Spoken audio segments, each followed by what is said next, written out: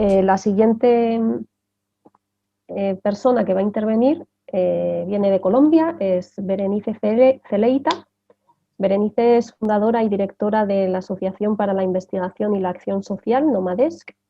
que es una organización dedicada a la defensa, la promoción y la protección de los derechos fundamentales desde una perspectiva pedagógico-investigativa y sociojurídica. Nomadesc denuncia vulneraciones de derechos humanos relacionados con megaproyectos extractivos, mineros y petroleros y también con megaproyectos de infraestructura, entre otras cuestiones. Y bueno, pues Berenice nos hará también una lectura de cuál es el contexto en Colombia. Buenas tardes a todas, a todos los que nos encontramos en esta jornada. Realmente queremos agradecer a Brigadas Internacionales de Paz y a todas las organizaciones que están conectadas en este momento por la preocupación de uno de los temas que consideramos es de gran importancia para toda la humanidad. El hecho de que estemos hablando de derechos humanos y de empresas justamente tiene que ver en el marco histórico de lo que hemos vivido con situaciones tan graves como la que experimenta Colombia. Ya escuchábamos a los compañeros que nos antecedieron de Honduras y México, que estos países también han sufrido la eliminación sistemática de líderes y defensores de la tierra, de líderes y defensores del medio ambiente, de defensores de los derechos de los pueblos, y desafortunadamente Colombia sigue estando en el primer lugar frente a líderes sociales amenazados. Justamente parte del ejercicio que hace Nomadesc es una organización defensora de derechos humanos que lleva 21 años en el suroccidente de Colombia y antes estuvo en el nororiente, es encontrar esas causas estructurales de la eliminación sistemática y de esas prácticas sociales genocidas que hemos experimentado durante tanto tiempo y que ya mencionaba también en su exposición el maestro Juan Zubizabarreta, del cual también hemos recibido aportes bastante interesantes en relación con cómo enfrentar ese genocidio y cómo poder desarrollar, digamos, una estrategia de investigación que permita develar no solo la acción directa de la fuerza pública, en el caso colombiano del ejército, de la policía, de los grupos paramilitares, sobre los líderes sociales, sino también el hecho de que exista acá una responsabilidad directa y clara de los grandes empresarios nacionales y también de las grandes multinacionales que durante 5 siglos han estado.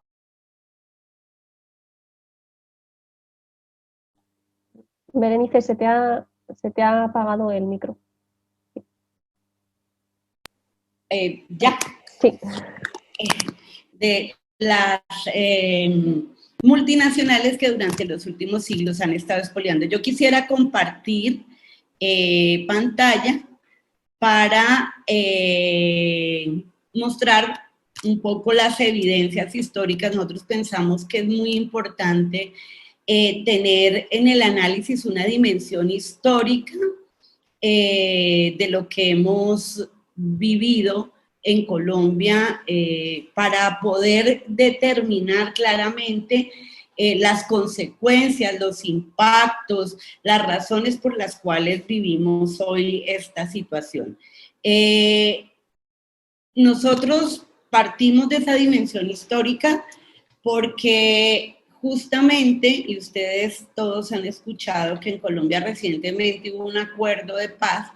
que fue un acuerdo de paz que desafortunadamente no tocó 2 elementos importantes que las víctimas del genocidio en Colombia históricamente han recalcado. Uno es el modelo de desarrollo y otro es el modelo de seguridad. Por eso planteamos que una de las primeras condiciones, como decía el maestro Galeano, para cambiar la realidad es conocerla. Y conocer la realidad implica ir más allá. ¿Por qué ese racismo estructural en Colombia, que es un país pluriétnico, termina eliminando a líderes que defienden sus derechos fundamentales, pero sobre todo los conflictos están ligados a la tierra? Este mapa nos relata un poco el momento actual que vive Colombia en relación con tratados comerciales, con inversión extranjera, y digamos con un plan de consolidación y de expoliación de nuestros recursos que inicia con un tratado de libre comercio con Canadá, y más recientemente el último es firmado con Israel. ¿Por qué queremos resaltar esto? Y lo hemos venido planteando en las diferentes oportunidades que hemos podido hablar sobre el tema de Colombia, sobre el tema del genocidio y la relación del genocidio y de la eliminación de líderes y lideresas, defensores y defensores de derechos humanos y líderes ambientales con estos grandes proyectos. Ustedes ven que Colombia está ubicado geoestratégicamente a la entrada sur del continente, y ello ha implicado desde comienzos del siglo pasado que geoestratégicamente también los grandes capitales y sobre todo el Estado norteamericano haya tomado este territorio como uno de los puntos de partida para eliminar de alguna manera las resistencias que se han dado en toda el área. Por eso es importante entrelazar con las exposiciones anteriores, porque el entremallado de grandes megaproyectos viene desde Centroamérica, y uno podría mirar en este mapa y poder hacer el análisis comparativo de cómo los tratados de libre comercio en México, en Honduras o en otros países del centro antecedieron también a hechos bastante lamentables de eliminación de líderes sociales y de resistencias importantes. Asimismo ha sido en Colombia, y es una violencia que no nace como lo han dicho muchos, a mediados del siglo pasado, viene de mucho más atrás, y justamente viene enfocada cuando los grandes capitales multinacionales llegan al país. Hemos hablado con compañeros de América del Sur y de otras partes, y justamente coinciden, no solo coinciden los tiempos de llegada de estas empresas, en la explotación, por ejemplo, del petróleo a comienzos del siglo pasado en el Magdalena Medio, o los grandes monocultivos en Urabá, con la violencia, sino que además coinciden con la llegada en toda el área.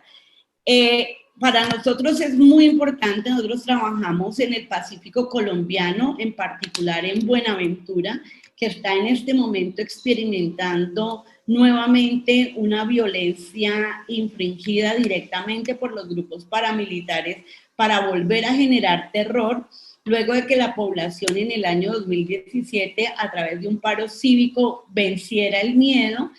y saliera de manera masiva a la calle. Pensamos que es importante observar a la Buenaventura en función de estos 17 tratados de libre comercio. ¿Por qué decimos eso? Porque Buenaventura ha experimentado durante los últimos 20 años grandes proyectos de exploración y explotación minera que no solo, digamos, se sitúan ahí, sino en todo el corredor pacífico, desde Panamá hasta el Ecuador. Como ustedes pueden ver en el mapa, ahí tenemos, digamos, ubicados los lugares donde se desarrollan proyectos de hidrocarburos y de minería en el Pacífico, y más adelante vamos a mostrar cómo se solapan estos mapas con el etnocidio vivido durante las 3 últimas décadas. En Buenaventura, principalmente que es, digamos, el principal puerto sobre el Pacífico colombiano, se pretende despojar a la comunidad, sacar a la comunidad de la isla para que el puerto de Buenaventura tenga un desarrollo que ellos plantean hacia el año 2050. De ahí que las formas inhumanas, crueles y degradantes que se han presentado, como el modus operandi de los actores armados, pero particularmente de los paramilitares, de tener las llamadas casas de pique. Es una historia bastante dolorosa en la cual se ha experimentado que al mismo tiempo que los grandes proyectos de infraestructura, que los grandes proyectos mineros y que la ampliación portuaria, toda esta plataforma crece, la gente se va desplazando forzadamente, producto de lo que ya planteaba con el tema del genocidio. Son 3 décadas donde han habido más de 25 masacres,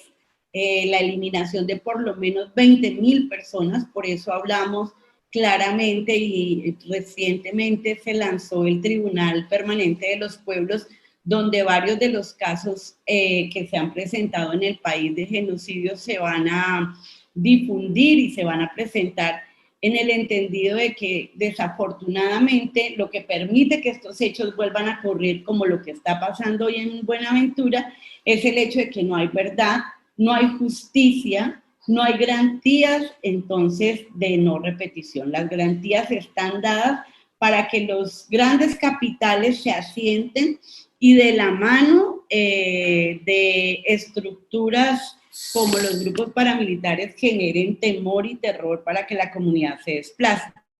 En este mapa pueden observar cómo de alguna manera la gran parte de la isla se ha convertido en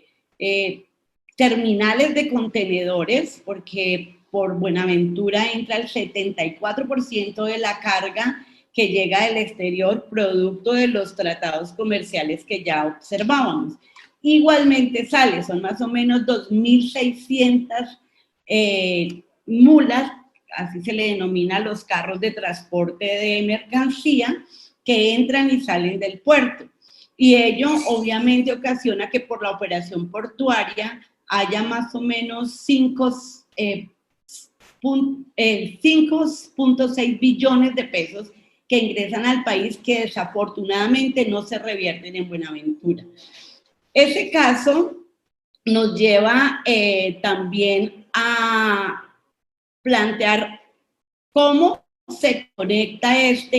con la localización del puerto de Tribugá, que es otro gran megaproyecto donde las comunidades han denunciado todos los impactos que generan, tanto impactos humanos, económicos, sociales, ambientales. Se ha recurrido a diferentes acciones jurídicas como la acción de tutela,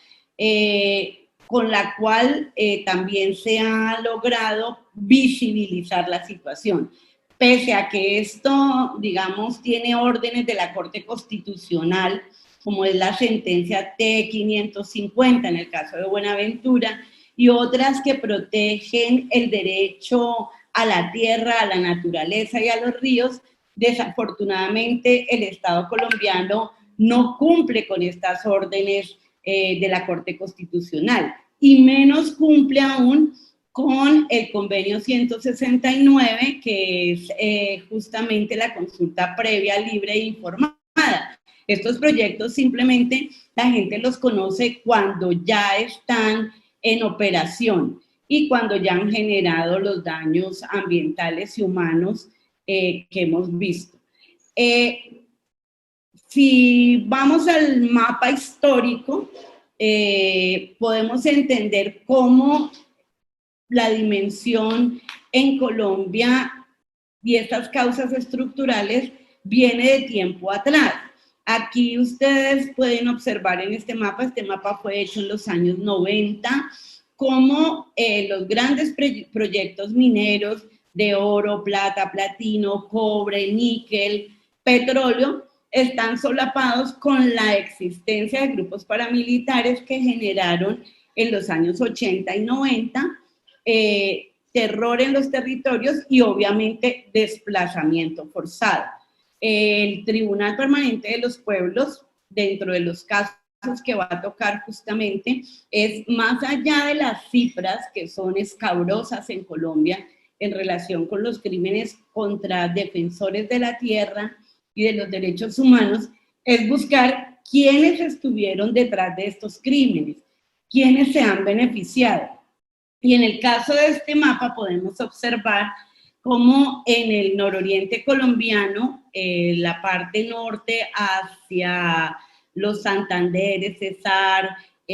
Bolívar y demás departamentos, los años 80 y 90 fueron años de terror y de la implementación de un modelo económico a sangre y fuego, mediante el cual también lograron romper el tejido social y silenciar a la población. Este mapa también nos permite observar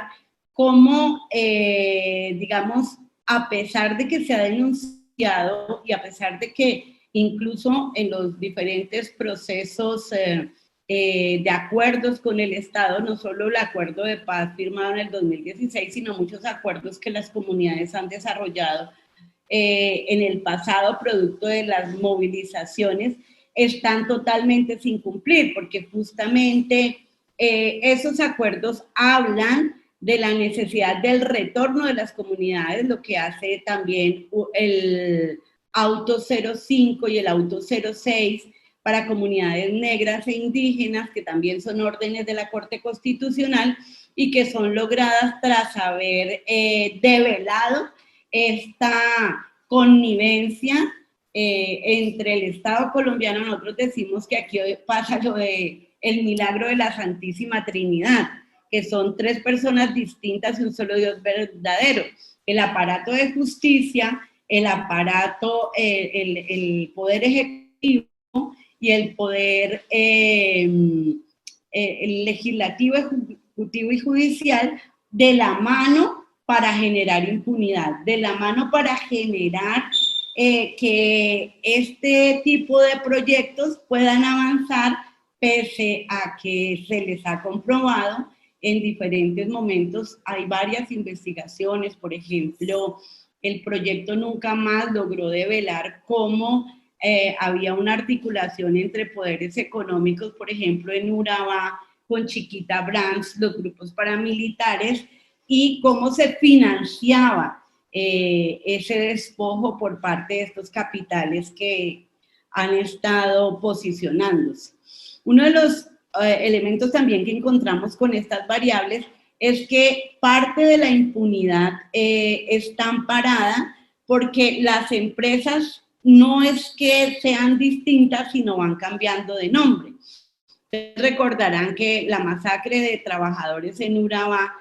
presentada a comienzos del siglo pasado, fue producto de las grandes empresas norteamericanas United Fruit Company, que hoy se llama Chiquita Brands y que sigue generando ya no solo, digamos,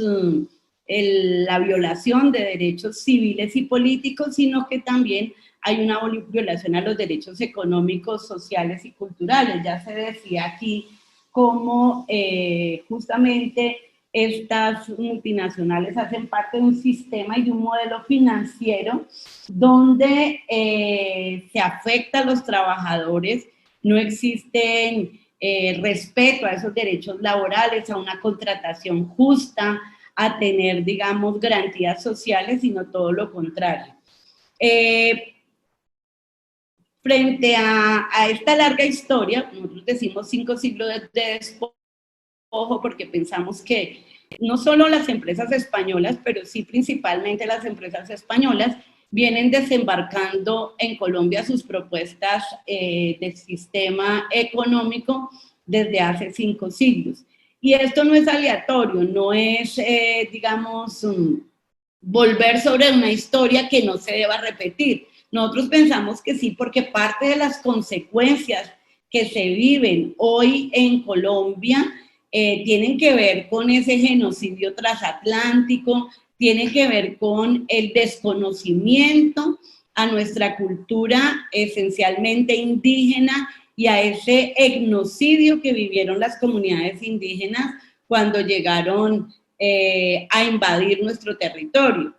Eso tiene que ver con lo que hoy está pasando, porque si bien las mineras en los años 70, 80, las empresas de agua que llegaron, por ejemplo, en el caso del departamento del Cauca, que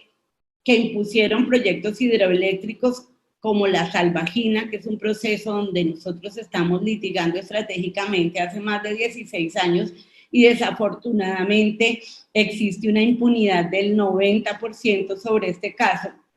En esta región, que es principalmente indígena, miren todos los proyectos mineros y de hidrocarburos que existen.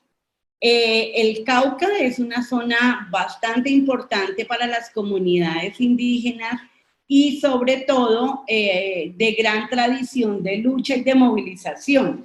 Sin embargo, también pues su riqueza natural, su riqueza cultural ha generado que los ojos del mundo se vuelquen sobre el Cauca y tengamos digamos, invasión de multinacionales en este momento. El caso que les mencionaba de la represa de la Salvajina inicia con la construcción y con el proyecto que hace Unión Fenosa en el año 35. Un poco también esa dimensión histórica es importante porque muchas veces estamos investigando sobre lo que está sucediendo en este momento, pero no vamos hacia atrás, de dónde viene y cuáles han sido esas políticas y cómo, por ejemplo, en la Bolsa de Valores de Vancouver, en la Bolsa de Valores de Nueva York, en Inglaterra, en Londres, estos capitales han estado funcionando, es decir, que también ha sido sistemático esa expoliación y ese despojo. Entonces aquí vemos que en el Cauca, en el año 35, Unión Fenosa inicia el proyecto, en el año 86 construyen la represa que se llama la Salvajina, que hace honor a su nombre, porque a la construcción de la represa le antecedió también la eliminación física de líderes indígenas que se oponían a este proyecto hidroeléctrico. Uno, porque inundaba territorio indígena; dos, porque desviaba el río Cauca y al desviar el río Cauca impedía la movilidad que tradicionalmente era por el río de las comunidades de un municipio, de una región a otra;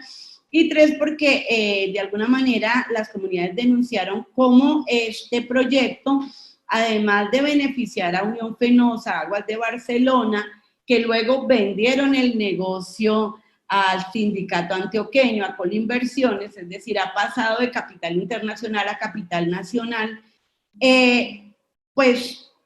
las comunidades detallaban cómo efectivamente no solo rompía la armonía territorial, sino que también involucraba otros derechos fundamentales como el derecho a la educación, el derecho a la movilidad, porque ya las comunidades no se podían comunicar de la misma manera. De hecho, cuando se inunda la represa, ante no saber navegar en el río, las comunidades, muchos líderes y lideresas y comunidad en general, se ahogaron en la represa de la Salvajina. Cuando nosotros hacemos la primera investigación hace como 16 años, encontramos afectaciones en diferentes niveles. Había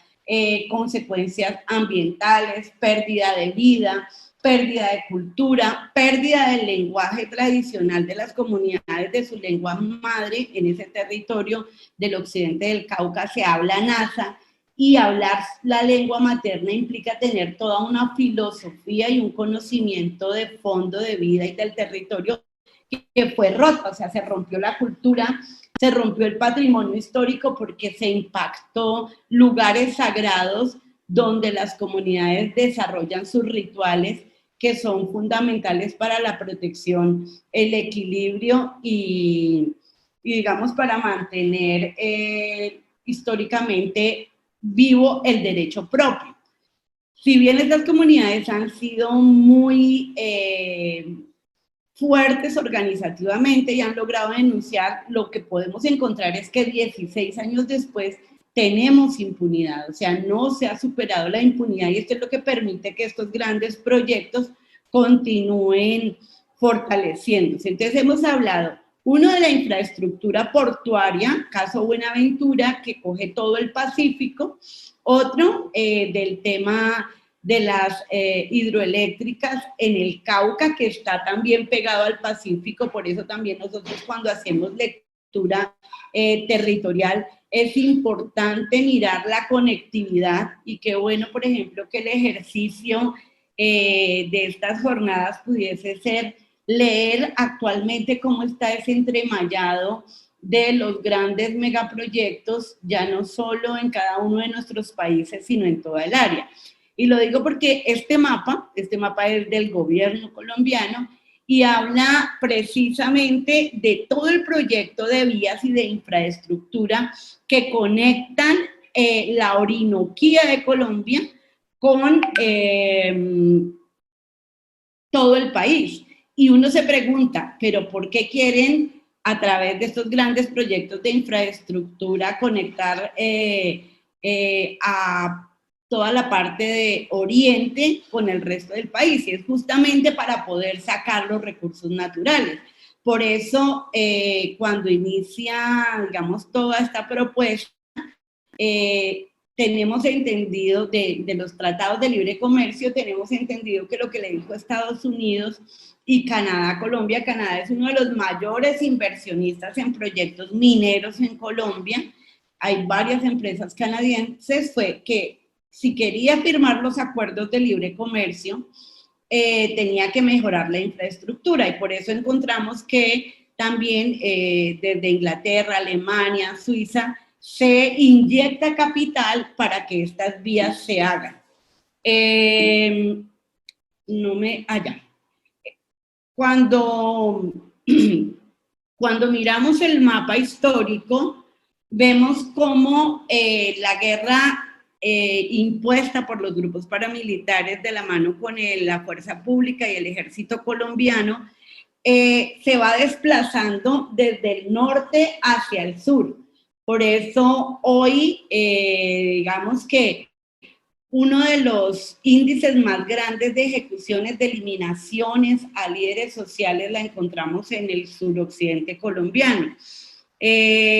Encontramos, por ejemplo, que el año pasado, en medio de la pandemia, además de lo que también decía el compañero que habló del tema en México, que las normas extraordinarias emitidas por los gobiernos en pandemia trataban de consolidar estos proyectos, y esto es totalmente cierto. Las cifras que nosotros tenemos de asesinatos a líderes sociales es escabrosa. Ustedes están viendo ahí, estas son cifras de Indepaz, una organización que se ha dedicado minuto a minuto a difundir los crímenes cometidos por el Estado y por los paramilitares, y tenemos allí que desde la firma del acuerdo de paz en el año 2016 hasta hoy han sido asesinados 1.107 personas. Solo en el año 2020, 309 defensores de la tierra y defensores de los derechos humanos fueron asesinados. De quienes firmaron el proceso de paz han sido asesinados 249, entre ellos el año pasado 64. Y el año pasado, solo el año pasado, ocurrieron 90 masacres en Colombia. Esto el Estado trata de ocultarlo, los medios de comunicación que reproducen, digamos, el discurso, la narrativa oficial, omiten decir quiénes eran estos líderes que defendían, porque justamente son líderes indígenas o líderes de comunidades negras las personas que han sido asesinadas. ¿Y qué vinculación obviamente tiene esto con el gran modelo de desarrollo que está impuesto a sangre y fuego? De hecho, digamos que las negociaciones de paz también hacen parte como de ese proceso de consolidación del capital porque si vemos las zonas de donde salieron, digamos, los grupos más grandes de excombatientes de las FARC, en este momento son zonas como Tribugá y como el gran proyecto de todo el corredor pacífico que va desde Panamá a Ecuador, que efectivamente están cooptados y están totalmente manejados por el Estado sin que las comunidades puedan hablar, porque como ya les dije, el terror está impuesto. Es importante, creo, mencionar que las comunidades, pese a la pandemia, pese a las normas extraordinarias, a que el gobierno ni siquiera hace caso de las recomendaciones internacionales como Naciones Unidas, la CIDH, los territorios que yo mencioné, todos están bajo medidas cautelares de la CIDH, pero parte de las exigencias que estamos haciendo también no solo es a la comunidad nacional y al gobierno colombiano, sino también a estos organismos multilaterales, porque deben pasar de las recomendaciones a las sanciones, es lo que nosotros creemos. O sea, no vamos a encontrar garantías de no repetición hasta tanto el gobierno, el Estado, la Agencia Nacional Minera y los diferentes instituciones que tienen que ver con la entrega de los recursos naturales a las grandes multinacionales sean sancionadas. Mientras no sean sancionadas, pues todo el ejercicio de impunidad va a seguir fortaleciéndose. Aquí ustedes están viendo imágenes de la minga que se llevó a cabo en octubre del año pasado en medio de la pandemia, en medio de condiciones bastante fuertes. Los indígenas salieron masivamente, pero no salieron solos, también salió comunidad campesina, salió comunidad negra y llevaron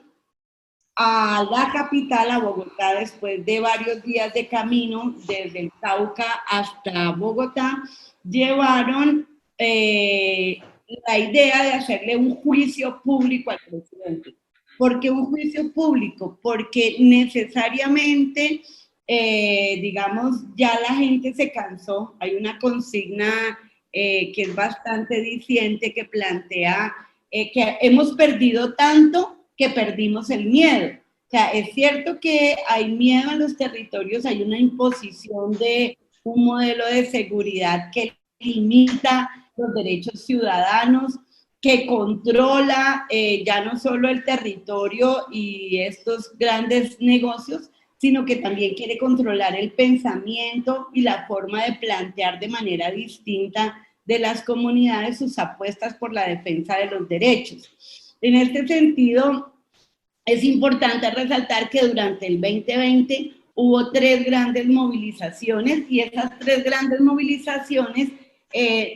decidieron no sentarse con el gobierno porque el gobierno ha desconocido el cumplimiento a los acuerdos. Por ello, de alguna manera era tan importante la visibilidad del genocidio en los territorios. Hasta marzo, abril, mayo, estaba totalmente silenciado el hecho de que grandes proyectos mineros se estaban dando aún en tiempo de pandemia, se estaba llegando por parte de las multinacionales a los territorios y seguían todo el proyecto de infraestructura, mientras que la gente estaba confinada, porque por decreto había la orden de confinamiento social o de aislamiento social, las empresas iban hacia adelante. Es así como en el mes de agosto, desafortunadamente tuvimos un hecho aquí en la ciudad de Cali. Nómades está, su oficina queda en Cali, pero su trabajo es en todo el suroccidente, en 4 departamentos. Sucedió aquí en Cali la masacre de los niños de Llano Verde. Los niños de Llano Verde... Berenice, te molesto un segundo solo para comentarte que si puedes ir cerrando la intervención. Gracias, y perdona. Vale, no, tranquila. Ya estaba terminando. Los niños de Llano Verde están ubicados en Ustedes ven ahí en las imágenes donde están las cruces, ahí fueron asesinados 5 niños, y esta es zona de monocultivo de caña, zona que está ligada a las demás zonas que ya describimos, porque el monocultivo de la caña de azúcar fue creciendo del Valle del Cauca hacia el Cauca y su pretensión es seguirse extendiendo. Está liderado por Asocaña, que es una de las asociaciones más poderosas económicamente y que se conecta con Buenaventura porque hacen parte de la sociedad portuaria. Es decir, todos a una como en Fuente Ovejuna, y la verdad es que definitivamente lo que nos podemos probar es que la guerra que nos han obligado a vivir en Colombia tiene que ver con unas causas estructurales del conflicto, tiene que ver con nuestros recursos naturales y con la imposición de estas empresas internacionales. Gracias.